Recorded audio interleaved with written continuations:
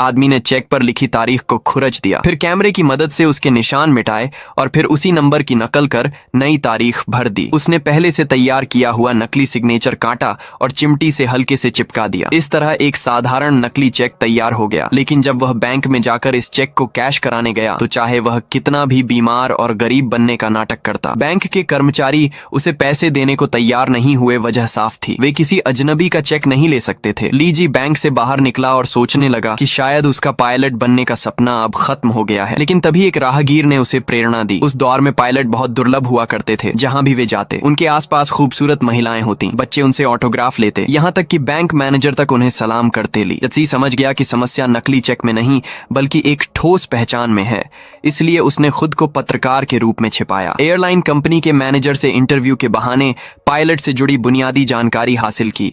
इसके बाद उसने मैनेजर बनकर कपड़ा फैक्ट्री को फोन किया और अपने लिए एक पायलट यूनिफॉर्म बनवा ली। जब उसने वह यूनिफॉर्म पहनी और सड़क पर निकला तो बूढ़ी महिलाएं और आसपास की औरतें भी ईर्ष्या से उसे देखने लगीं। वह दोबारा बैंक गया और इस बार नकली चेक से सफलतापूर्वक नकद पैसे ले आया। बैंक मैनेजर ने भी उसे नमस्कार किया और आशा जताई कि वह बार बार आए। इसके बाद वह 5 सितारा होटल पहुंचा और नकली चेक से कमरा बुक करना चाहा। लेकिन मैनेजर से उसे पता चला कि पर्सनल चेक से सिर्फ $100 ही एक्सचेंज किए जा सकते हैं, जबकि एयरलाइन कंपनी के क्रेडिट कार्ड से $300 तक बदले जा सकते हैं। यह सुनकर लीजी बेहद उत्साहित हो गया। वह तुरंत अपने कमरे में लौटा और क्रेडिट कार्ड बनाने की तैयारी शुरू की। पहले उसने प्रिंटर से चेक का टेम्पलेट प्रिंट किया, फिर एयरलाइन कंपनी के लोगो वाले विमान मॉडल को पानी में भिगोकर 24 घंटे तक रखा। उसके बाद लोगो को निकालकर नकली चेक पर चिपका दिया और नई चीनी डिक्शनरी पर रखकर दबा दिया ताकि लोगो और चेक अच्छे से जुड़ जाए। वह यह चेक बैंक ले गया और काउंटर पर बैठी लड़की को दिया। जब लड़की चेक की जांच करने लगी तो लीजी ने कहा, माफ कीजिए, आप शायद यह अक्सर सुनती होंगी, लेकिन आपकी आंखें अब तक की सबसे खूबसूरत हैं जो मैंने देखी हैं। यह सुनकर लड़की लाल हो गई और बिना हिचकिचाए चेक बदल दिया। इस अनुभव के बाद छोटा लीजी और भी नकली चेक बनाने लगा। उसकी नकली तकनीक दिन ब दिन और परफेक्ट होती जा रही थी। एक सुबह वह ढेर सारे चेक लेकर बैंक पहुंचा, लेकिन बैंक खुलने में अभी 1 घंटा बाकी था। मैनेजर ने उसे बताया कि अगर जल्दी है